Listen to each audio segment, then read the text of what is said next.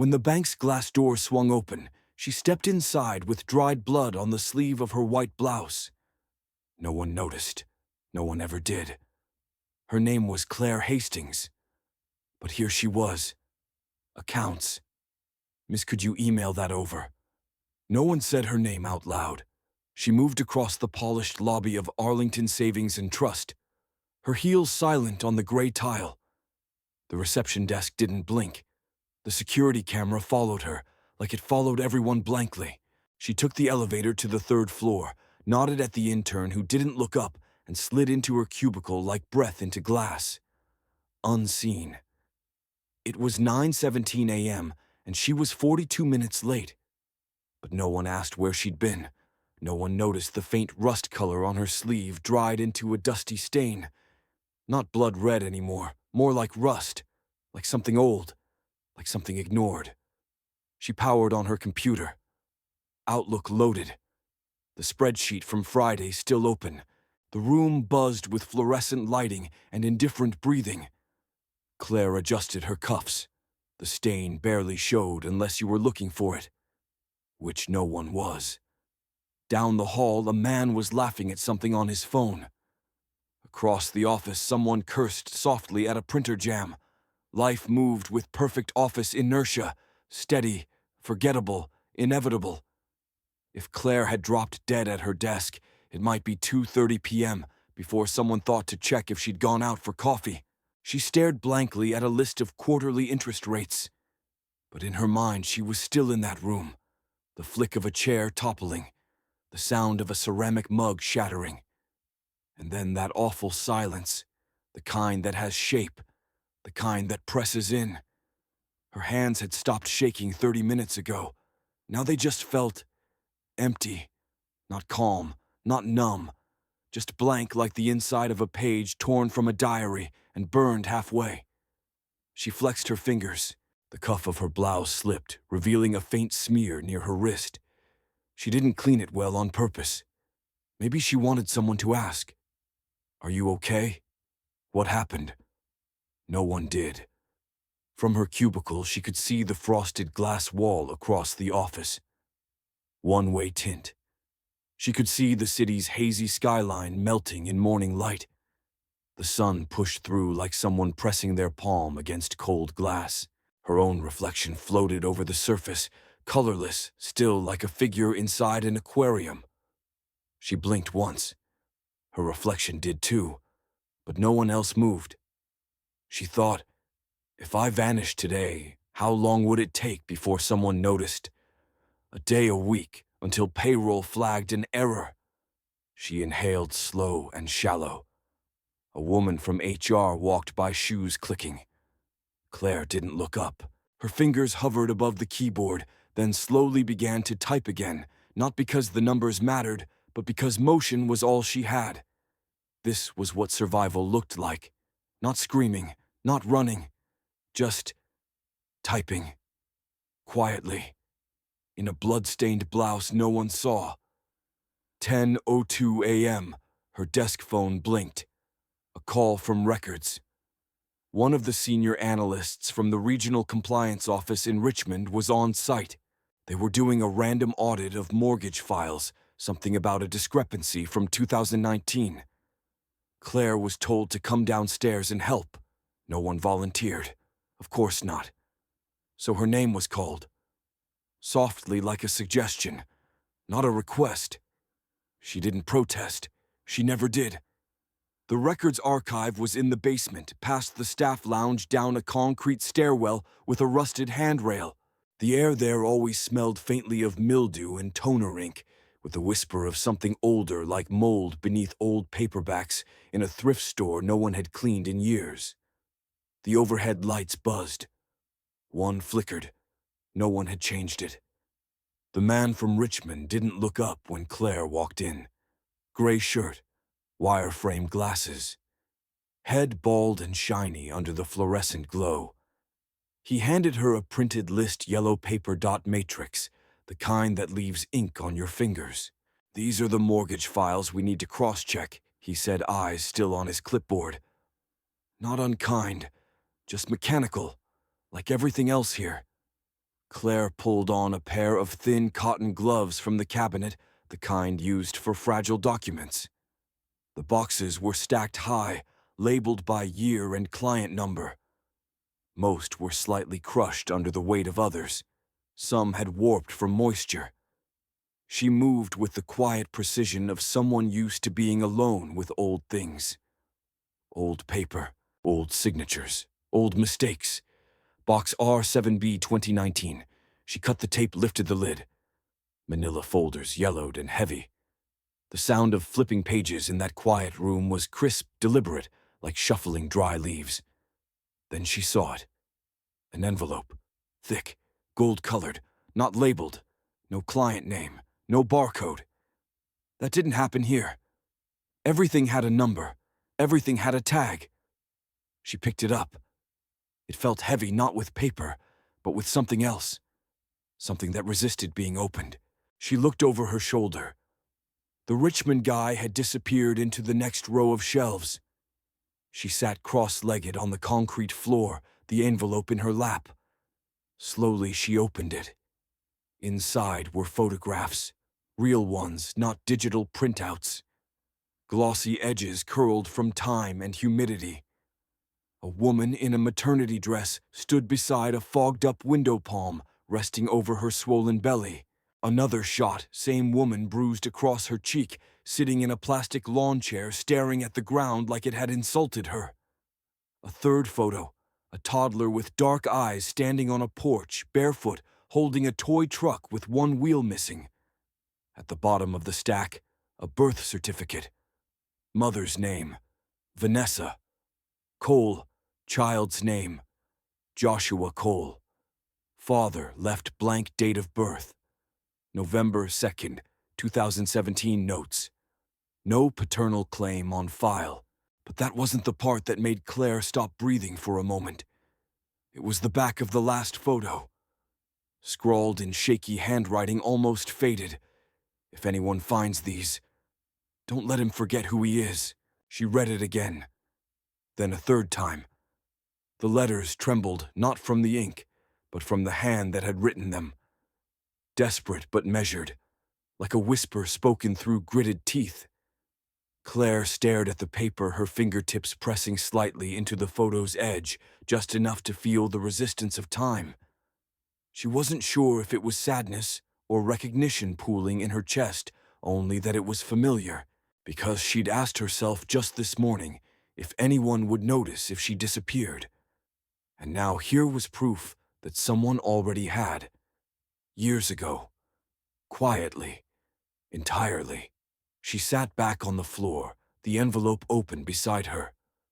The fluorescent light buzzed again overhead. She thought about the boy in the photo, barefoot, uncertain, holding on to something broken, but refusing to let it go. How many of us live like that? The man from Richmond reappeared. You find the Douglas file, he called, voice flat. Claire looked up. Swallowed once. No.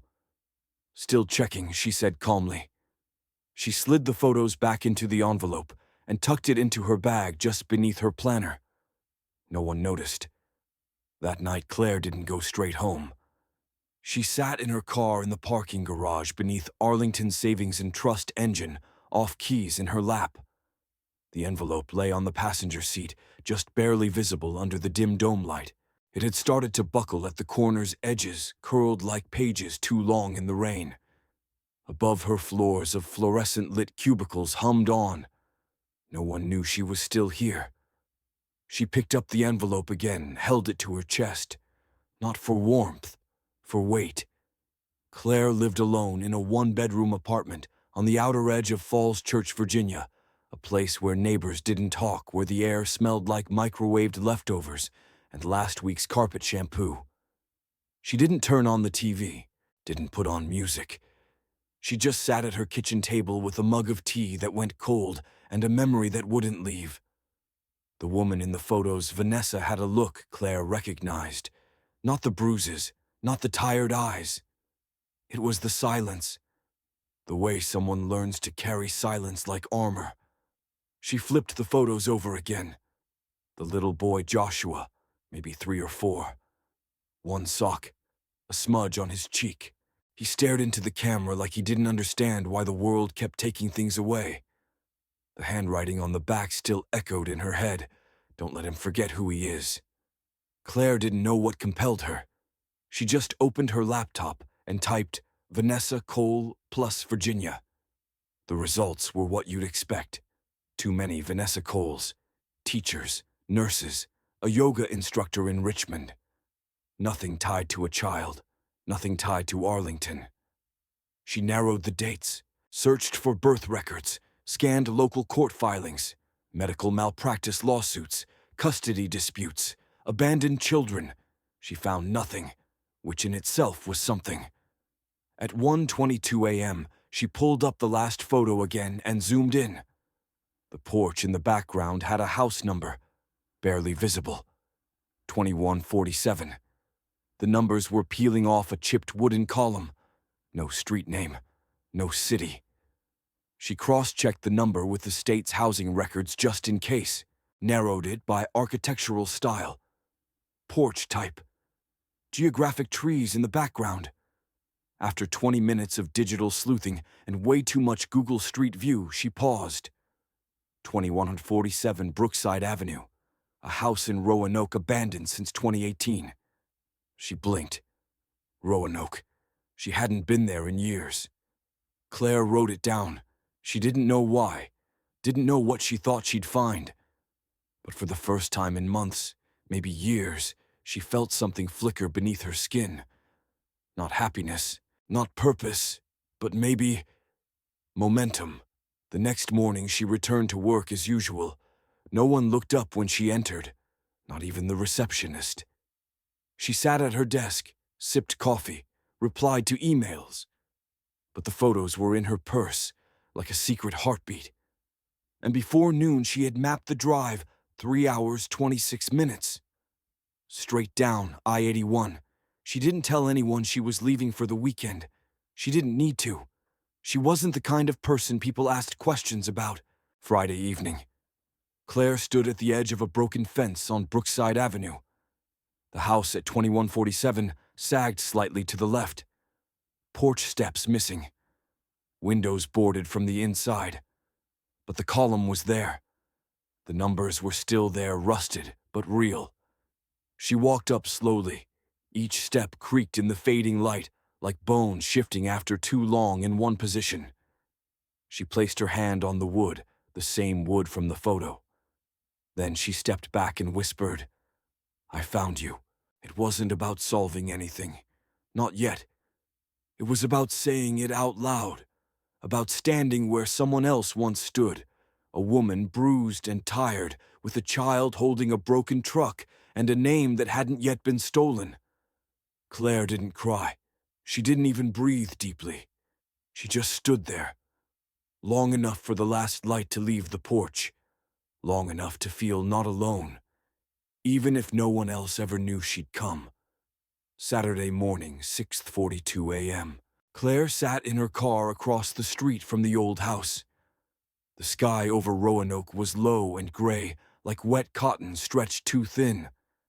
In the rearview mirror, the abandoned porch sagged under the weight of memory. She had taken exactly 4 photos with her phone. Not of the house itself, but of angles that matched the photos in the envelope, lining up, peeling wood, overgrown hedges, the way the porch light hung off one screw. Visual confirmation that the house in the photo was real. Now came the harder part, finding the boy. She started with Child Protective Services.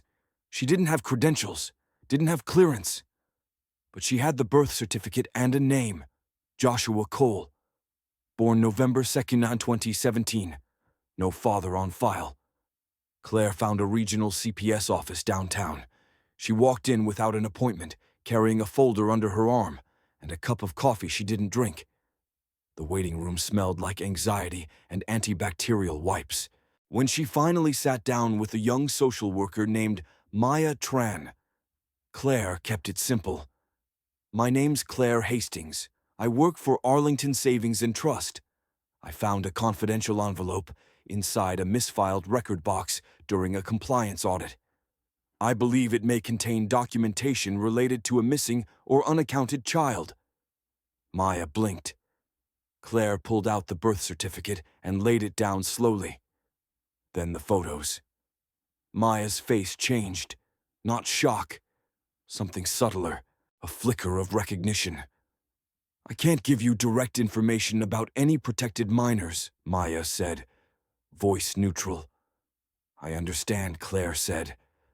But if I handed you something that fell through the cracks, something that wasn't supposed to be found, would you be able to tell me whether or not someone's looking for him? Maya stared at the boy in the photo for a long time. Then she nodded. An hour passed. Claire waited in the lobby. She watched a mother fill out forms with one hand while balancing a baby on her hip. A boy with a Lightning McQueen backpack sat beside a caseworker, swinging his legs back and forth in nervous silence. Maya finally returned, holding a sealed folder. He's in the system, she said softly. Different last name now.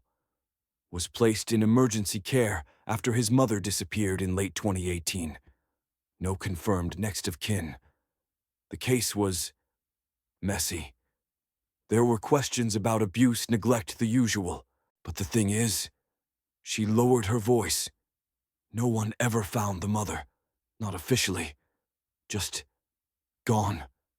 Claire didn't speak. Something inside her chest felt like a dropped elevator. Maya continued. He was renamed by the foster agency. He's currently living with a family in Radford.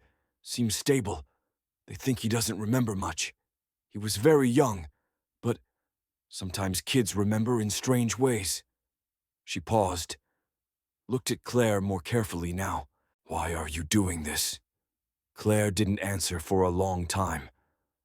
Then, because someone left a message, and I heard it.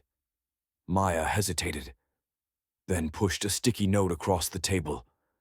No identifying information, just a case reference number and a non-profit agency name that worked with transitional foster placements. I didn't give you this, she said. But maybe follow the story, not the paperwork. Outside, the sky finally started to clear. The clouds broke just enough to show a glimpse of pale blue, like a window cracked open in an empty room. Claire slid the sticky note into her coat pocket. Her heart wasn't racing. It wasn't even steady. It was beating differently, like it finally had a reason to. Later that afternoon, Claire stood outside the office of the nonprofit, listed on the note Second Chance Family Services. The logo on the door was a child's handprint pressed into a larger handprint, faded from sun exposure. The paint had chipped in the corner. Nothing fancy, nothing corporate, just real. She walked in. The front desk was staffed by a young woman with natural hair pulled into a bun and tired eyes lined with caffeine. Can I help you? Claire hesitated, then said quietly, I'm looking for someone, not to take him, just to know he's okay. The receptionist at Second Chance Family Services studied Claire for a beat longer than expected. Then she reached under the desk and pulled out a visitor log. Sign in, she said gently. One of our case liaisons can speak with you in a few minutes. Claire nodded and scrawled her name with the ballpoint pen, the kind that skips if you press too hard. She didn't sit, just stood by the wall of framed photos, smiling kids, graduation caps, backyard swings, sticky hands, and half-eaten cupcakes. Normal. But each photo made her feel a little more hollow, because Joshua's face wasn't there. And she knew some kids don't get a frame on the wall, just a folder in a cabinet and a name that changes every time a door closes. Claire Hastings. She turned. A woman in her late 40s stood in the hallway, cardigan sleeves, pushed up hair in an unruly bun, like she hadn't slept well in weeks. Her name tag read, Diana Green, Family Transition Coordinator. Come on back, Diana said, motioning down the hall. The office was small and filled with paper, not chaotic, just lived in. A scent of lavender tried and failed to mask the scent of old coffee and printer toner. Diana motioned for Claire to sit. then leaned back in her chair with a soft sigh. So, tell me why you're really here. Claire placed the envelope, now bent at the corners, soft with handling, on the table between them. I found this in a misfiled record box at a bank in Arlington. It has photos of a woman named Vanessa Cole and her son Joshua. I tracked a birth certificate to this region, and then a house in Roanoke. And then, she paused, eyes dipping. Nothing. Until now. Diana didn't move. Then she opened the envelope and began pulling out the photos one by one. Her fingers slowed on the picture of the child. A breath escaped her lips. I know this boy, she whispered. His name is Jamie now. Claire didn't flinch. She knew better than to expect recognition. Diana continued. He's 7. Lives with a foster family, the McCarthys. Been with them for 3 years. Sweet kid. Quiet. Big into Lego sets. Very attached to his foster mom, but he draws his birth mother's face a lot, even though he barely remembers her. She looked up, and he always draws her with one hand on her stomach. No one ever understood why. Claire swallowed. I think I do. There was a long silence. Then Claire said, I don't want custody. I don't want to disrupt anything. I think maybe he deserves to know someone still remembers him, that his name mattered, that someone heard what she tried to say. Diana leaned back. You're not related. No, but you came all this way. Claire nodded. Diana studied her for a long moment. Then something softened in her expression, like a rope that had been taut for years, finally gave an inch. You want to meet him? Claire froze. Just a visit. Low stakes. We've done this before. Sometimes when the fit is right. You just know. Claire's voice was quiet. Do I have to explain what I am to him? Diana smiled faintly. No. Just be someone who showed up. The visit was scheduled for the next day. Neutral ground, a small playground near the foster home, mid-morning with Diana present. Claire didn't sleep that night. She laid in bed staring at the ceiling, trying to imagine a child she'd never met. A child who had already been renamed, relocated, refiled. What if he didn't remember? What if she was doing more harm than good? But the message still echoed in her skull like a heartbeat. Don't let him forget who he is. Sunday, 10:04 a.m. Claire sat on a park bench. Her hands twisted the hem of her coat sleeve again and again. Then she saw them, a woman in jeans and a puffer vest holding the hand of a small boy. Brown hair a little shaggy, a scar on his chin, big eyes too old for his size. He looked up as they approached, and Claire felt something strange happen in her chest, like every breath she hadn't taken in months decided to arrive at once. Diana knelt next to him. Jamie, this is Claire. She came a long way to meet you. Jamie looked at her. Just looked. Not shy, not open. Just searching. Claire smiled slow and soft. Hi, Jamie, she said. I used to know someone who looked just like you. He blinked, then stepped a little closer. You talk funny, he said. Claire laughed, really laughed for the first time in what felt like years. I get that a lot, she said. The visit was short. They talked about nothing important. His favorite Lego set, his dislike of orange juice with pulp, the stray cat that sometimes came to their porch. Claire just listened like it was the only job she'd ever trained for. But as they were leaving, he turned around, looked at her, and said, Did you know my first name used to be Josh? She paused. Her eyes met Diana's, surprise there too. Claire nodded slowly. I did. Jamie tilted his head. How come you knew that Claire knelt down to his level? Because someone made sure I did. He didn't say anything, just blinked once, then turned and ran back to the swing set. But Claire knew. He remembered. Not everything, not clearly, but the part that mattered. That night, Claire didn't drive back to Falls Church. She booked a motel room on the edge of town, one of those cheap square buildings with flickering vacancy signs and paper-thin walls that smelled like lemon cleaner and cigarette ghosts. The curtains didn't quite close all the way, and the heater hummed like it was struggling to remember how to be warm. She didn't care. She sat on the bed, coat still on, and stared at her phone. There were no missed calls, no texts, no emails flagged urgent. Her absence at work hadn't triggered alarm. She'd left a scheduled message in her inbox, family emergency, back Monday. No one had asked who. She looked again at the last photo in the envelope. Vanessa Cole, standing at a window with one hand on her belly, her expression still unreadable, like she knew something no one else did. Claire pressed the photo to her knee, leaned her head back against the headboard, and exhaled through her teeth. In the dimness of that motel room, a question she'd buried rose slowly to the surface. Why did this matter so much to her? It wasn't just Joshua. It wasn't just Vanessa. It was the shape of something missing, not in them, but in her. When she was 14, Claire's mother disappeared for 3 days. No phone call, no note, just didn't come home from the night shift at the diner. Claire spent those nights lying on the living room floor, phone cradled in one hand, staring at the ceiling fan spin until the room blurred.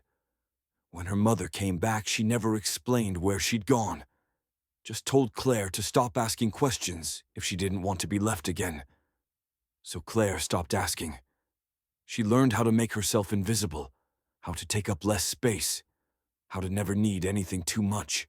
And somehow this boy, Joshua Jamie, had found that version of her again, had pointed to it without saying a word. Monday morning, she returned to the bank. No one had noticed she was gone. Her inbox was full of memos and CCs. Her chair was where she'd left it. The stain on the ceiling tile from the leaky pipe was still there, slightly darker. Claire sat down, opened a spreadsheet, typed numbers into boxes she didn't care about. But now something had shifted, like she was watching herself from the outside, a ghost of a woman playing the role of a functioning adult, while underneath something much quieter stirred. That afternoon, she received a call. Unknown number, Roanoke area code. She stepped into the hallway and answered. Claire Hastings speaking. This is Diana Green from Second Chance. I wasn't going to call. But Jamie asked for you this morning. Claire's heart caught. He said he had a dream last night. Diana continued. Said he saw his mom standing at the window again, holding her stomach. But this time she smiled. He wanted to know if he could see you again. Claire didn't answer right away. She turned, looked through the office glass into the gray blur of cubicles and tired eyes and flickering monitors. Then she said softly, yes, of course. That evening she stood again in front of her small hallway mirror, the one she never looked directly into. She'd left it smudged for years, a quiet protest against reflection. She wiped it clean. For the first time in a long time, she let herself be seen, not by anyone else, just by herself. The woman in the glass looked the same, but inside something had changed shape.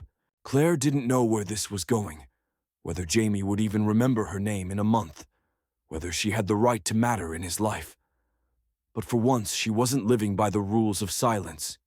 She was following the echoes, the ones that survive bloodlines, the ones that live in paper, the ones that wait in forgotten boxes, waiting for someone like her to listen.